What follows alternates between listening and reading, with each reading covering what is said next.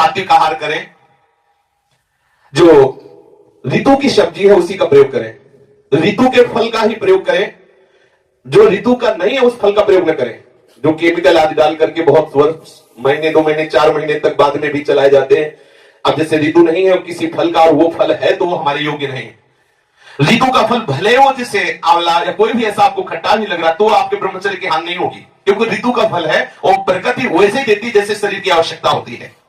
तो कोई भी फल या कोई भी सब्जी ऋतु के अनुसार पाए, ऋतु के प्रतिकूल कोई भी सब्जी जो क्या कहते हैं कोल्ड स्टोर में है, हाँ कोल्ड स्टोर, उसमें रखी वाली ना पाए, मतलब ताजी ताजी जो ऐसा कोई भी भोजन ऐसा पाए जो पचने में हल्का हो, जो मधुर हो, प्रिय हो।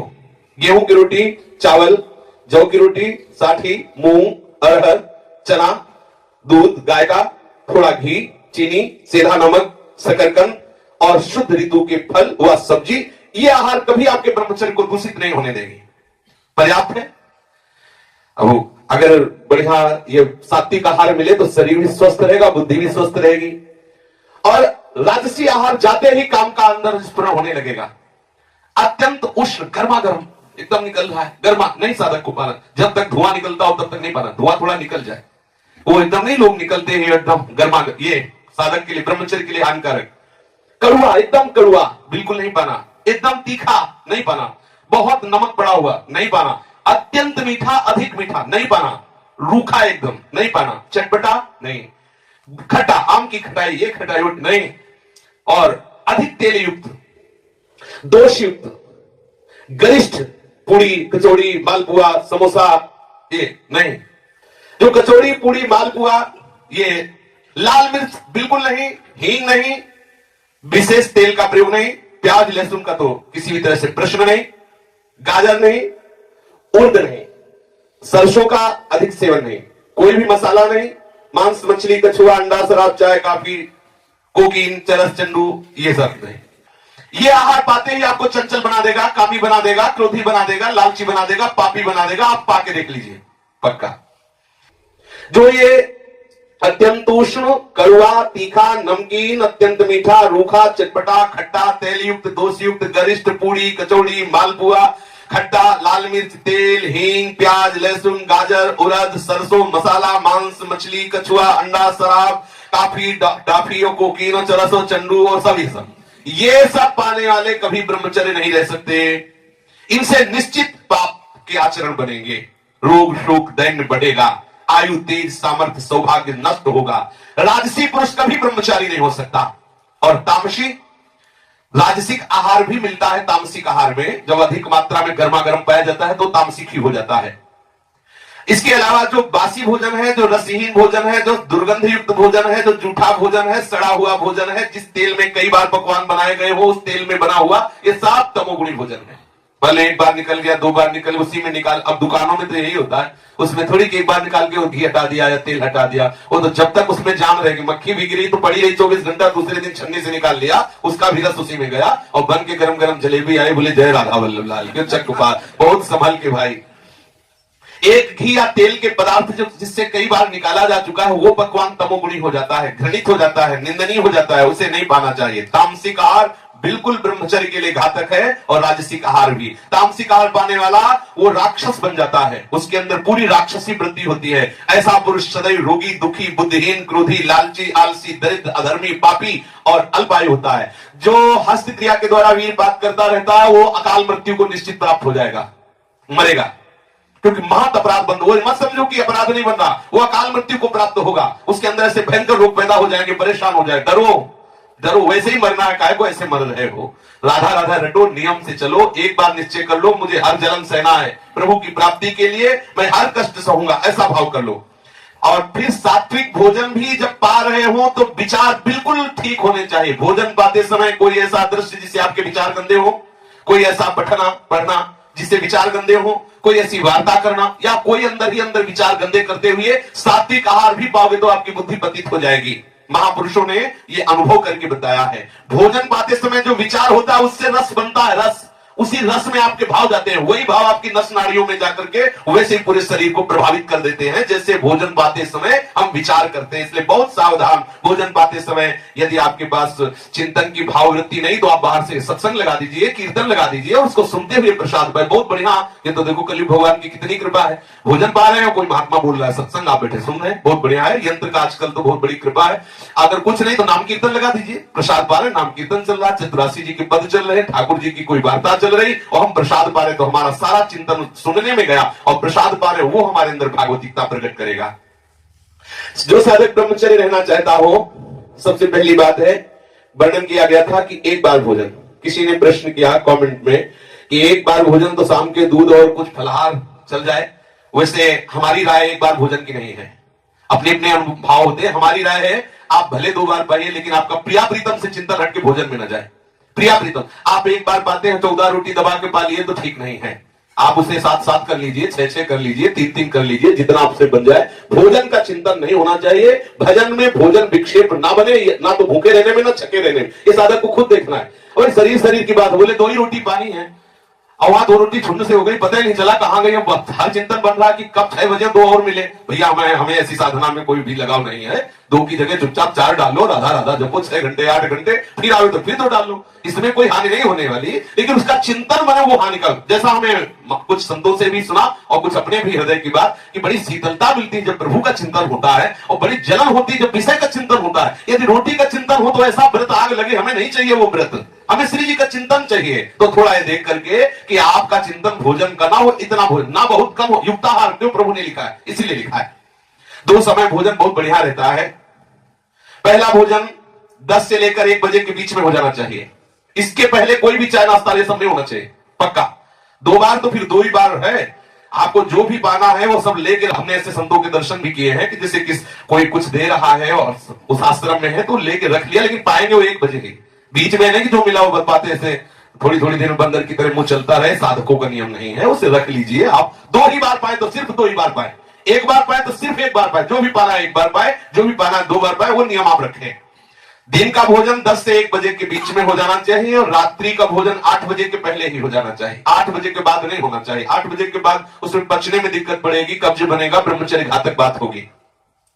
यदि आप 1 बार भोजन करते हैं तो सर्वोत्कृष्ट बात है, पर 2 बार भोजन करें तो आप देख लीजिए 10 से 1 बजे के बीच दिन में और रात्रि में 8 बजे के पहले। और जब आप भोजन पालें तो 30 मिनट जरूर टहलें, शरीर स्वस्थ रखना है, भजन करना है तो ये करना है, नहीं तो गड़बड़ हो जाएगा, आप कब्ज हो जाएगी, फिर परेशानी है। खा के एकदम सहन नहीं करना, 30 मिनट टहलना है। रात्रि में दूध पीना है तो या तो बहुत ही कम गर्म एकदम और या एकदम ठंडा। अगर आपको लगता है थोड़ा गर्म हो तो बिल्कुल थोड़ा ही गर्म होना चाहिए। अधिक गर्म दूध पी के सहन करने से वो ब्रह्मचर्य का नाशक अर्थात स्वप्न आदि दोष प्रकट करने वाला होता है। चीनी मिलाने की जरूरत नहीं, यदि आपको ऐसा लगता है कि हो तो बहुत कम चीनी मिलाकर ही प्रयोग करें, वैसे जरूरत नहीं है। गर्मा गर्म रात्रि में ना भोजन पाना है ना कोई पेय पदार्थ पीना है, गर्मा गर्म ना तो भोजन पाना है और ना कोई पेय पदार्थ पीना है। अगर आप गर्मा गर्म कोई पदार्थ पी के शयन करते हैं तत्काल तो निश्चित आपके ब्रह्मचर्य की हानि हो जाएगी, सावधान रहें। ताजा सात्विक और ना गर्म ना बासी ऐसा भोजन कीजिए और रात्रि में हल्का गर्म या ठंडा दूध ले सकते हैं तो जरूरत हो, नहीं दूध की साधक को जरूरत है नहीं, पर आप देख लीजिए, हम मना नहीं करते पर है नहीं जरूरत। क्यों जरूरत नहीं? क्योंकि अपना कोई और कार्य है नहीं, भजन साधन और संयम नियम तो उतने में ही इतनी सामर्थ्य है कि दूध की जरूरत बिल्कुल नहीं, वस्तुता नहीं जरूरत है। पर यदि आपको जरूरत हो तो ले सकते हैं गाय का दूध आधा लीटर, वो भी रात्रि में शयन के पहले, जो इतना गर्म हो कि मतलब आपको लगे कि हाँ ठीक है। अगर अधिक गर्म हुआ तो आपके ब्रह्मचर्य में हानिकारक है। यदि रात्रि में आपको थकान हो रही है, आपको लगता है मैं तत्काल शयन कर जाऊंगा, तो ना भोजन पाना है ना दूध पीना है। अगर रात्रि में आप बहुत थके हैं तो ना भोजन पाना है ना दूध पीना, आप शयन कर जाइए, सुबह भले ले लीजिए। अगर आप थकान के साथ भोजन और गर्म दूध पी ले और तत्काल लेट गए तो फिर उसमें आपके संयम में बाधा पड़ने की संभावना है। भोजन के समय आप मौन भगवत चिंतन करें या भगवत विचार करें या भगवत चर्चा सुने। किसी भी तरह से आपके भोजन में अधिक नमक मिर्च मसाला ये और मिठाई और किसी भी तरह का कोई नशा या कोई चंचलता पैदा करने वाले पदार्थ बिल्कुल नहीं होने चाहिए। भोजन के समय पानी बिल्कुल नहीं पीना चाहिए, ऐसा अभ्यास कर लेना चाहिए। यदि आपको प्यास लगती है तो भोजन के पहले आधा घंटा 1 घंटा पहले 1 गिलास ले लीजिए और भोजन के 1 घंटा आधा घंटे बाद ले लीजिए। उत्तम बात है 1 घंटा, लेकिन ना से बहुत तो आधा घंटा, लेकिन भोजन के बीच में जल लेने का विधान नहीं है। जो वास्तविक नियम से चलना चाहिए, तभी लीवर खराब हो जाता है। और एक कोरा पाया आधा लीटर पानी, फिर वो तो सब गड़बड़ हो जाता है। ऐसा अपने लोगों ने 20 वर्ष से अभ्यास किया है, पूरा भोजन हो जाएगा, एक बूंद पानी की जरूरत नहीं है। भोजन के समय पानी नहीं पीना चाहिए। भोजन के 1 घंटा बाद या 1 घंटा पहले पानी ले लेना चाहिए। भोजन के पहले हाथ पैर और मुंह धो करके पूरे पवित्र हो करके फिर भोजन पाने बैठना चाहिए। भोजन नियमित समय पर, नियमित अर्थात 4 रोटी तो 4 ही नहीं। अब ये नहीं होना चाहिए कि यार भूख ज्यादा लगी 6 कर लो, नहीं, नियमित आहार नियमित होना चाहिए। वो भूखे रहो, भजन करो, बढ़िया रहेगा। जितना एक नियम बना लो भोजन का उतना। राह चलते हुए भोजन नहीं पाना, खड़े होकर भोजन नहीं पाना, लेट कर भोजन नहीं पाना, अनुचित चिंतन करते हुए भोजन नहीं पाना, अनुचित क्रिया जहां हो रही वहां देखते हुए भोजन नहीं पाना। प्रातः काल बिना कुल्ला किए जल पीने का अभ्यास बनाए। बिना कुल्ला के आप सहन करके उठे, नाम जप किए, और ऊषा पान उसे कहते हैं, वो आयुर्वेद के अंतर्गत है, वो आपके उदर में बड़ा लाभदायक रहेगा। वैसे तांबे के पात्र में जल रख ले रात्रि में, और उसके बाद सुबह उठे और बिना कुल्ला किए और वो पानी पिए तो आपके उदर में बहुत लाभदायक होगा और अपने साधन में सहयोगी होगा। जहां प्रसाद पा रहे हो वो पवित्र स्थान हो, अगर दृश्य हो तो भगवत छवियां लगी हो या संत महात्मा हो। भोजन के समय ऐसे दृश्य ना होना चाहिए जिनमें मन अटक करो काम का संकल्प कर बैठे। आप मध्याह्न में भोजन के बाद 100 कदम चाहे चले, 15-20 मिनट लेटे, इसके बाद भजन में बैठ जाए। ये मध्याह्न। और शयन में 1 घंटा पहले ही आपका भोजन दुग्ध हो जाए, टहले भजन करें, फिर आप शयन करें। मध्याह्न में 15 मिनट विश्राम के लिए आज्ञा होती है। 15-20 मिनट आप अपने महापुरुषों को देखा है कि ऐसा करते हैं, 15-20 मिनट लेट लिए, फिर अपने साधन भजन में लग गए। यदि रात्रि में नींद पूरी नहीं होती है, आप 2 घंटे 3 घंटे तो 1 घंटे विश्राम कर लीजिए। यदि रात्रि में आपका पर्याप्त विश्राम हो जाता है तो 15-20 मिनट मध्याह्न में कर लीजिए। आपका जल स्वच्छ होना चाहिए। आप जब स्नान करें तो गीजर के पानी से न करें। अगर ब्रह्मचर्य पुष्ट रखना है तो, हम ये नहीं कह रहे कि पैसा बचाने के लिए गीजर की बात कर रहे हैं, लेकिन अगर आप रोज गीजर से पानी से नहाएंगे, आपकी त्वचा कमजोर हो जाएगी और आपकी सप्तम धातु शक्ति मतलब कठोर न होकर के द्रवित हो जाएगी। आपको ये दोष देखना पड़ेगा अपने जीवन में यदि आप गीजर से बराबर स्नान करते हैं। संत महात्मा सीधे धाराओं में क्यों नहाते हैं? एकदम ठंडा। आप नहा के देखो यमुना जी में सुबह सुबह जब गंगा में स्नान करते थे तो एक डुबकी लगाने के बाद लगता था सर है कि नहीं है, खोजना पड़ता था कि सर है कि नहीं है। एकदम ठंड और एक नया एक जीवन नया एकदम ठंडा। अब 20-30 मिनट कमर से ठंडे जल में तो अपने आप को सब संयम नियम बने। और यहाँ गीजर से पता नहीं चलता सर्दी है कब लगी सर्दी है। और बढ़िया गर्म कपड़ा, गर्म कंबल हो, बगल में ही कमरे में ही बाथरूम शौचालय हो, गीजर से स्नान कर कंबल, तो पता ही नहीं चला सर्दी लगना अति आवश्यक है। ब्रह्मचर्य के लिए सर्दी लगना अति आवश्यक, शरीर को मतलब ठंडी लगना अति आवश्यक है। शरीर जितना ठंड रहेगी त्वचा मजबूत होगी, ब्रह्मचर्य आपका ठीक होगा। और ब्रह्मचर्य ठीक होगा तो आपका सुहाएगा ही नहीं है, महंगे महंगे कपड़े और गीजर अच्छा ही नहीं लगेगा। वो एक नशा हो जाता है, उसमें इतनी सामर्थ्य हो जाती है। पर जितना ऐसा नहीं कि कल से जुकाम बुखार हो जाए कि भाई ब्रह्मचर्य रहना है तो यमुना जी में सुबह 4 बजे, थोड़ा देख के अपने संयम में। दिन भर में 3 लीटर पानी से कम नहीं होना चाहिए, क्योंकि उसमें लघु शंका, पसीना, भाप, ये सब बहुत चीजें पानी से शरीर के कूड़ा करकट निकलते हैं। कम से कम 3 लीटर पानी पीना चाहिए, उससे गर्मी क्षय होती है, बहुत से दोष नष्ट होते हैं। पेशाब, पसीना, भाप आदि के रूप में आपके शरीर से पानी निकलता रहता है। आप ऋतु के अनुसार पानी और बढ़ा सकते हैं, पर 3 लीटर से कम नहीं। और यदि आपको कब्ज की बीमारी तो तत्काल आप उस पर सात्विक उपाय कीजिए, कब्ज शरीर में बना न रहे, क्योंकि कब्ज रहने से हमारे ब्रह्मचर्य में जरूर दोष उत्पन्न हो जाएगा। जब आप जल पिए तो वज्रासन में बैठकर धीरे धीरे जल पिए, स्वाद लेते हैं। एकदम गटक के 1 मिनट में 1 लीटर पी गए ऐसा नहीं, आराम आराम से पीजिए, धीरे धीरे से भगवत चिंतन करते हुए। प्यास जितनी भी अधिक जब लगे तब पानी पियोगे तो आपकी जीवनी शक्ति को बढ़ाएगी। प्यास लगी नहीं है और आप पानी तो ऐसा, अब इतना ध्यान रखना है कि सुबह उषा काल में इतना जल पीना है कि एक बार बमन करने की इच्छा हो जाए। बहुत बढ़िया लाभ की बात बता रहे हैं।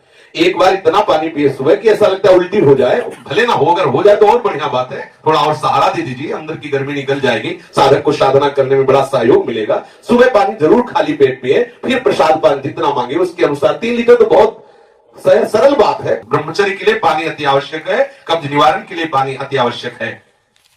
जो जल का सेवन नहीं करते हैं उनके पेट में जरूर कब्ज होती है, उनकी गर्मी बनी रहती है और स्वप्न दोष रूपी शिकायत उनमें ज्यादा बढ़ने लगती है। आप सावधान होकर के ना तो ऐसा करें कि बिल्कुल भूखे रहें, ना तो ऐसा करें कि बिल्कुल छके रहें। यह भी ब्रह्मचर्य में घातक है। एकदम भोजन छोड़ दिया 2-4 दिन तो वो सिस्टम नहीं संभाल पाएगा। एकदम आपने अधिक बार वो एक नियम धारा से चली, ये अनुभव की बात है। आज एकदम 20 रोटी पा ली, 4 दिन एकदम नहीं पाया तो वो आपके ब्रह्मचर्य पर प्रहार करेगा। आपके जरूर किसी न किसी तरह से बहुत सावधानी, ये साधना है, उपासना है, बहुत सावधानी।